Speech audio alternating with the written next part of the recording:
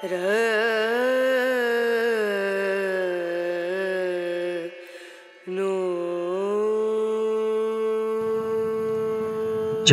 ধর্ম নির্বিশেষে আমরা সবাই মানুষ, তাই কর্ম করে যাও মানুষের স্বার্থে। মানুষের মাঝখানে জাতি আর ধর্ম নিয়ে ভেদাভেদ না আনা, এটাই তার জীবনের মূল মন্ত্র ছিল। শিরডির সাই বাবা, যিনি বলতেন সবকা মালিক এক হ্যায়।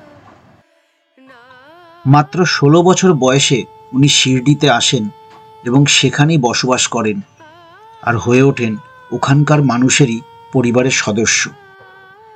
বিভিন্ন অলৌকিক ঘটনার সাক্ষী থেকেছে শিরডির মানুষজন, যেখানে সাই বাবা বারে বারে শিরডির মানুষজনকে বিভিন্ন বিপদ থেকে রক্ষা করেছেন।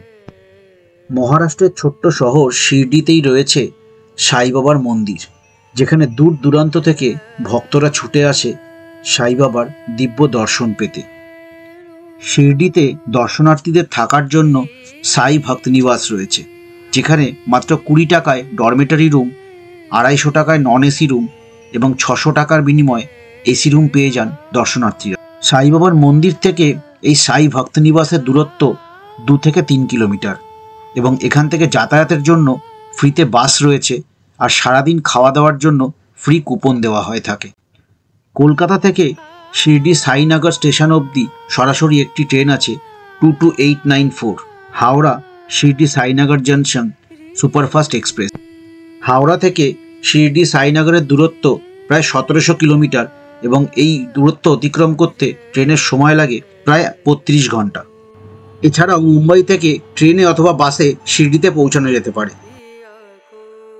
তবে আমরা শিরডিতে পৌঁছেছিলাম মধ্যপ্রদেশ থেকে। মধ্যপ্রদেশের ওমকারেশ্বর এবং মহাকালেশ্বর জ্যোতির্লিঙ্গ দর্শন করে উজ্জয়ন থেকে একটি ট্যাক্সি নিয়ে আমরা পৌঁছে গেছিলাম ভোপাল জংশন স্টেশনে এবং সেখান থেকে রাজধানী এক্সপ্রেস ধরে আমরা পৌঁছেছিলাম নাসিক জংশন। হজরত নিজামুদ্দিন টু মুম্বাই রাজধানী এক্সপ্রেস রাত 1টা নাগাদ ভোপাল স্টেশনে এসে পৌঁছেছিল এবং এই ট্রেনের নাসিক জংশন অবধি পৌঁছাতে প্রায় 7.5 ঘন্টা সময় লেগেছিল। সময় এখন সকাল 8:45 আর আমার পৌঁছেছে নাসিক রোড স্টেশনে। এখানে মাত্র 5 মিনিটের হল্ট দেয়। ঠান্ডা খুব একটা নেই, কমফোর্টেবল ওয়েদার, আর রাতে ট্রেন জার্নিও মোটামুটি ঠিকঠাকই ছিল। 8টায় পৌঁছানোর সময় ছিল, এখন 8:45 বাজে। ট্রেনটা 45 মিনিট লেট আছে, কিন্তু ঠিকঠাক আছে।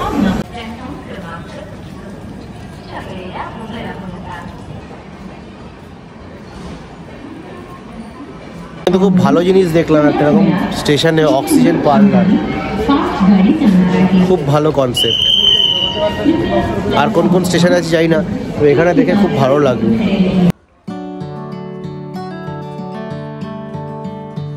নাসিক জংশন, যার আরেক নাম নাসিক রোড রেলওয়ে স্টেশন। স্টেশনের বাইরে থেকে একটি ইয়েলো ট্যাক্সি ভাড়া করে আমরা রওনা হয়েছিলাম শিরডির উদ্দেশ্যে। নাসিক রোড রেলওয়ে স্টেশনের বাইরে থেকে স্টেট ট্রান্সপোর্টের বাসও পাওয়া যায়, তবে আমাদের কাছে অনেক লাগেজ হওয়ায় আমরা ইয়েলো ট্যাক্সি ভাড়া করেছিলাম, যার ভাড়া পড়েছিল 2500 টাকা। নাসিক রোড রেলওয়ে স্টেশন থেকে শিরডি ছাড়াও আরও বেশ কয়েকটি জায়গায় পৌঁছানো যেতে পারে, যার মধ্যে অন্যতম হল ত্র্যম্বকেশ্বর জ্যোতির্লিঙ্গ। নাসিক রোড রেলওয়ে স্টেশন থেকে ত্র্যম্বকেশ্বর জ্যোতির্লিঙ্গের দূরত্ব মাত্র 40 কিলোমিটার এবং এই দূরত্ব অতিক্রম করতে সময় লাগে মাত্র 1 ঘন্টা। তবে আমরা ঠিক করেছিলাম সবার আগে আমরা শিরডি সাই বাবার দর্শন করব এবং শিরডিতে দূরাত্মীর থেকে সেখান থেকেই ত্র্যম্বকেশ্বর এবং নাসিকের আরো নিকটবর্তী দর্শনীয় স্থানগুলি ঘুরে দেখব। নাসিক রোড রেলওয়ে স্টেশন থেকে শিরডির দূরত্ব প্রায় 110 কিলোমিটার এবং এই দূরত্ব অতিক্রম করতে সময় লাগে প্রায় 3 ঘন্টা। নাসিক থেকে শিরডি পৌঁছানোর রাস্তা যথেষ্ট ভালো ছিল এবং রাস্তার দুপাশে সারি সারি গাছ দিয়ে সাজানো ছিল। তবে শিরডি পৌঁছানোর আগে আমরা একটি রেস্টুরেন্টে দাঁড়িয়ে ব্রেকফাস্ট সেরেছিলাম। ব্রেকফাস্টে আমরা রুটির সাথে রাজমা এবং ছোলার ডাল নিয়েছিলাম আর সাথে ছিল পাঁপড়। গুরু সাউলি রেস্টুরেন্ট থেকে ব্রেকফাস্ট সেরে আমরা আবার রওনা হয়েছিলাম শিরডি উদ্দেশ্যে। যারা শিরডি সাই ট্রাস্টের ভক্ত নিবাসে রুম বুক করতে চান, স্ক্রিনে ডিসপ্লে হওয়া এই ওয়েবসাইটে গিয়ে আপনারা রুম বুক করতে পারেন। অনলাইন বুকিংয়ের রিসিপ্ট দেখালে ভক্ত নিবাসের অফিস থেকে রুম অ্যালট করা হয়। রুম অ্যালটমেন্টের সময় আপনার পছন্দ মতো ইন্ডিয়ান অথবা ওয়েস্টার্ন টয়লেট আপনি বেছে নিতে পারেন। সাই ট্রাস্টের ভক্ত নিবাসে সারাদিনে 4 বার ফ্রিতে খাবার পাওয়া যায়। এই খাবার পাওয়ার জন্য আপনাদেরকে কুপন আগে থেকে বুক করে নিতে হবে। দুপুর 12টা নাগাদ আমরা শিরডিতে এসে পৌঁছেছিলাম এবং মন্দিরের পাশেই হোটেল সাই সমিটে আমরা চেক ইন করেছিলাম। শিরডিতে কোনো সিঙ্গেল পার্সনকে রুম দেওয়া হয় না এবং কোনো কাপল এলে উপযুক্ত আইডেন্টিটি প্রুফ ভেরিফাইয়ের পরই রুম দেওয়া হয়। শিরডিতে বৃহস্পতিবারকে সাই বাবার দিন বলে মনে করা হয়, তাই আমরা শিরডিতে বৃহস্পতিবারই পৌঁছেছিলাম এবং চেক ইনের পর সাই বাবার মন্দিরে দর্শনের জন্য গেছিলাম। এখানে একটা সাইড টেবিল আছে, দুপাশে দুটো, এটা হচ্ছে বেড, দুজনের জন্য যথেষ্ট। এখানে একটা সোফা আছে, আমাদের লাগেজ এখানে রয়েছে, এখানে টিভি আছে, সবচেয়ে বড় কথা যে টিভি চলছে। এখানে একটা ছোটো ডেস্ক আছে, আর এটা হচ্ছে ওয়াশরুম। ওয়াশরুম এখন পরিষ্কার হচ্ছে।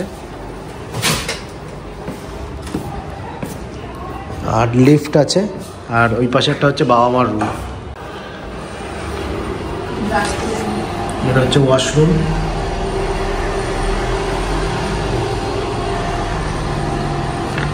টোয়েন্টি-4 আওয়ার্স গরম জল অ্যাভেলেবেল। মোটামুটি হোটেল যথেষ্ট ভালো। আমাদের এই রুমগুলো পড়েছে 1000 টাকা পার নাইট, আর একদম মন্দিরের থেকে 1 মিনিট ওয়াকিং ডিস্টেন্স। আমরা এখন রেডি হব, স্নান করে 2টো নাগাদ যাব পুজো দিতে, বাবার দর্শন করতে। এখন 1টা বাজে। সো আমরা এখন রেডি হয়ে গেছি, আর এখন আমরা যাব শিরডি সাই মন্দিরে পুজো দিতে। জাস্ট আমাদের হোটেলের পাশে 1 মিনিটের ওয়াকিং ডিস্টেন্স, আর আপনাদের সাথে শেয়ার করব পুজো দেওয়ার সমস্ত প্রক্রিয়া। রেডি?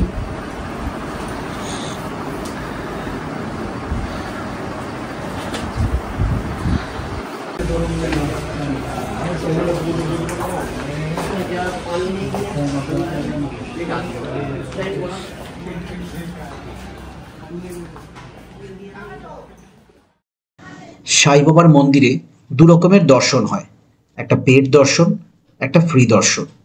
পেড দর্শনের বুকিং অনলাইন এবং অফলাইন হয়ে থাকে, যার চার্জ 200 টাকা জন প্রতি পড়ে। পেড দর্শনের জন্য স্লট বুকিং করতে হয়, তবে ভিড় কম থাকলে অন্য সময়ও পেড দর্শনে দর্শনার্থীরা যেতে পারে। ফ্রি দর্শনের জন্য 2 নম্বর গেট দিয়ে মন্দিরে প্রবেশ করতে হয় এবং 3 নম্বর গেট দিয়ে মন্দির থেকে বেরোতে হয়। এখানে আমাদের মোবাইল জমা করে দিতে হবে, কোনো ক্যামেরা, কোনো মোবাইল কোনো ভেতরে অ্যালাউড না। এই দোকান থেকে আমরা পুজো নিচ্ছি, পুজোর জিনিসপত্র নিচ্ছি, আর এখানে জুতো জমা রেখেছি, এখানেই মোবাইল আমাদের জমা করতে হবে। পুজোর সামগ্রী, মালা এবং চাদর কেনার জন্য সরকারি কাউন্টার আছে সাই বাবার সমাধি মন্দিরের বাইরে। সেখানে পুজোর সামগ্রীর দাম 30 টাকা থেকে 100 টাকা অবধি করা আছে এবং তার মধ্যে লাড্ডু, পুজোর প্রসাদ এবং ফুল রয়েছে। পুজোর সামগ্রী এবং লাড্ডু ছাড়াও অনেকে বড় মালা এবং চাদর দিয়ে সাই বাবার মন্দিরে পুজো দিয়ে থাকে। সমাধি মন্দিরের বাইরে সরকারি কাউন্টার ছাড়াও পুজো সামগ্রী কেনার অনেক ছোটোখাটো দোকান রয়েছে, তবে সেই সমস্ত কাউন্টারে পুজোর সামগ্রী এবং মালা অনেক বেশি দামে বিক্রি করা হয়। মন্দিরের বাইরেই লকার রয়েছে, যেখানে বিনামূল্যে মোবাইল এবং জুতো জমা রাখা যায়। সাই বাবা সমাধি মন্দিরের ভেতরে মোবাইল ফোন অ্যালাউড না। মন্দিরের ভেতরে এখনও সেই নিম গাছটিকে দেখতে পাওয়া যায়, যার নিচে প্রথমবার শিরডির লোকেরা সাই বাবাকে ধ্যানমগ্ন অবস্থায় দেখতে পেয়েছিলেন। ফ্রি লাইনে পুজো দিতে আমাদের কোনো রকম কোনো অসুবিধা হয়নি। মন্দিরের বাইরের লাড্ডু কাউন্টার থেকে আমরা প্রসাদের লাড্ডুও কিনেছিলাম। প্রত্যেক বৃহস্পতিবার ধূপ আরতির পরে সাই বাবার পালকি বেরোয়। সেই পালকি যাত্রায় সমাধি মন্দির থেকে দ্বারকা মাই এবং তার আশেপাশের এলাকায় ঘুরিয়ে সেই পালকি করে সাই বাবাকে আবার ফিরিয়ে আনা হয় সমাধি মন্দিরে। সপ্তাহের 2 দিন বৃহস্পতিবার এবং সোমবার শিরডি সাই বাবার মন্দিরে সবচেয়ে বেশি দর্শনার্থীদের ভিড় হয়। পুজো দেওয়া হয়েছে, খুব ভালোভাবে দর্শন করেছি, বাবার সমাধিরও দর্শন হয়েছে, আর অনেক কিছু কেনাকাটাও হয়েছে, ক্যালেন্ডার, তারপরে টেবিল ক্যালেন্ডার, এমনি ওয়াল ক্যালেন্ডার, ছোটো ছোটো ক্যালেন্ডার, আরও গিফট আইটেম অনেক কিছু কেনা হয়েছে, ডায়েরি, ভেতরে অনেক শপ আছে। কিন্তু একটাই খুব ইম্পর্টেন্ট ইনফরমেশান, আমাদেরকে হোটেল থেকে একজন নিয়ে এসে এখানে দাঁড় করিয়ে সব প্রসাদ কিনিয়েছিল। আমি না বলা সত্ত্বেও যেহেতু বাবা মা ছিল কিনতে হয়েছে, বলে দিয়েছিল। আমাদের কিন্তু সব জিনিসের ডাবল দাম নেওয়া হয়েছে, যেগুলো 30 টাকার প্রসাদগুলো 100 টাকা করে নিয়েছে এখানে। তো আপনারা যদি শিরডিতে সাই বাবার মন্দিরে পুজো দিতে আসেন, এইখান থেকে রাইট সাইডে গিয়ে গভর্নমেন্টের কাউন্টার আছে, যেখানে 30 টাকা করে প্রসাদ, মালারও আলাদা দাম 70 টাকা করে, আর লাড্ডুর প্যাকেটের 50 টাকা, 80 টাকা, 100 টাকা আছে সাইজ অনুযায়ী, সেগুলো ওখান থেকেই নেবেন। একটু সতর্ক থাকবেন যে আপনাদেরকেও কিন্তু এরকম যারা ব্রোকার আছে, এজেন্ট আছে, এনে অন্য দোকানে ঢুকিয়ে ডবল দামে সব জিনিস কেনাবে, সেগুলো কিনবেন না। মন্দিরের এন্ট্রান্সের সামনে কাউন্টার আছে, সেখান থেকে গিয়ে আপনারা জিনিসপত্র কিনবেন আর পুজো দেবেন, আর 3 নম্বর গেট দিয়ে বাইরে আসবেন। তো আমাদের পুজো দেওয়া হয়েছে, প্রচণ্ড খিদে পেয়েছে, এবার হোটেলে যাবো, গিয়ে খাওয়া দাওয়া করবো। সাই বাবার সমাধি মন্দির থেকে হোটেলে ফিরে আমরা তাড়াতাড়ি লাঞ্চ সেরে ফেললাম। লাঞ্চে আমরা অর্ডার করেছিলাম মহারাষ্ট্রের ফেমাস পাও ভাজি। সাই সামিট হোটেলের রেস্টুরেন্টটা যথেষ্ট বড় ছিল এবং পরিষ্কার পরিচ্ছন্ন ছিল, আর খাবারের টেস্টও যথেষ্ট ভালো ছিল।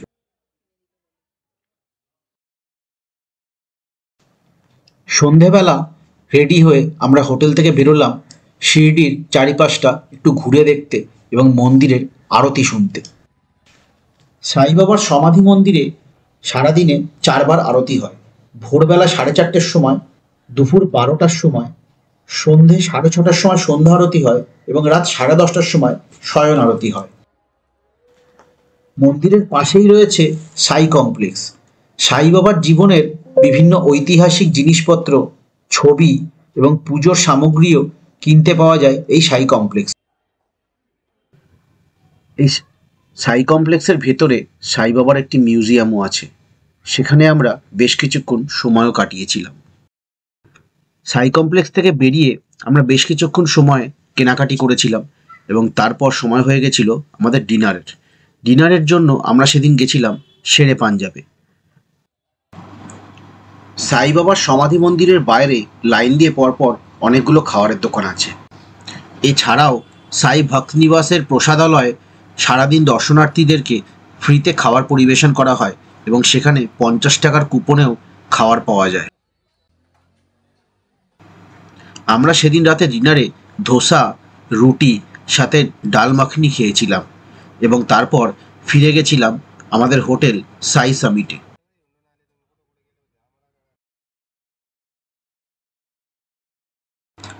পরের দিন সকালে স্নান করে তৈরি হয়ে আমরা পৌঁছে গেলাম দ্বারকা মাইতে। দ্বারকা মাই যেখানে বসবাস করতেন সাই বাবা। এখানেই ভক্তদের সাথে দেখা করতেন সাই বাবা এবং তাদের নিজে হাতে রান্না করে খাওয়াতেন। সাই বাবার গোলাপ ফুল খুব প্রিয় ছিল, তাই এখানে আমরা গোলাপ ফুল দিয়ে সাই বাবাকে পুজো দিয়েছিলাম। এখানেই রয়েছে সাই বাবার পবিত্র ধুন্নি, যেই ধুন্নিতে উনি রান্না করে খাওয়াতেন, এবং সাথে রয়েছে সেই পাথর যার উপরে উনি বসতেন। দ্বারকা মাইয়ের পাশেই রয়েছে ছাউনি। এই ছাউনিতেই সাই বাবা রাতে শুয়ে থাকতেন।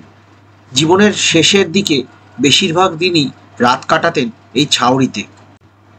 এই ছাউনিতে সাই বাবার সাথে সাথে বজরংবলীকেও পুজো করা হয়। দ্বারকা মাই এবং ছাউনিতে পুজো দিয়ে আমরা রওনা হয়েছিলাম শিরডির আশেপাশে বিভিন্ন জায়গা ঘুরে দেখার জন্য, যার মধ্যে ছিল ত্রয়ম্বকেশ্বর জ্যোতির্লিঙ্গ এবং পঞ্চবটি, যেখানে রামচন্দ্র লঙ্কা জয়ের সময় বেশ কিছুদিন সময় কাটিয়েছিলেন। যারা কলকাতা থেকে সরাসরি শিরডি আসতে চান তারা শিরডি সাইনগর স্টেশনে আসতে পারেন, অথবা কোপারগাঁও স্টেশন, যেটা শিরডি থেকে 18 কিলোমিটার দূরত্বে রয়েছে, সেখানেও আসতে পারেন। শিরডির সাই বাবার মন্দিরে পৌঁছানো, সেখানে থাকা, খাওয়া এবং সেখানে পুজো দেওয়ার সমস্ত তথ্য আমি এই ভিডিওয়ে আপনাদের সাথে শেয়ার করলাম। আশা করছি ভিডিওটা আপনাদের ভালো লেগেছে। যদি ভালো লেগে থাকে তাহলে অবশ্যই লাইক করবেন আর সাবস্ক্রাইব করে বেল আইকনটা প্রেস করে দেবেন এরকম নতুন নতুন ভিডিওর আপডেট পাওয়ার জন্য। আপনাদের সাথে খুব শিগগিরই দেখা হবে একটা নতুন ভিডিওয়ে পঞ্চবটি, তপবন এবং ত্র্যম্বকেশ্বর জ্যোতির্লিঙ্গ দর্শনের সমস্ত তথ্য নিয়ে। ততক্ষণ দেখতে থাকুন ট্রিপ টু ওয়াচ আর সঙ্গে থাকুন।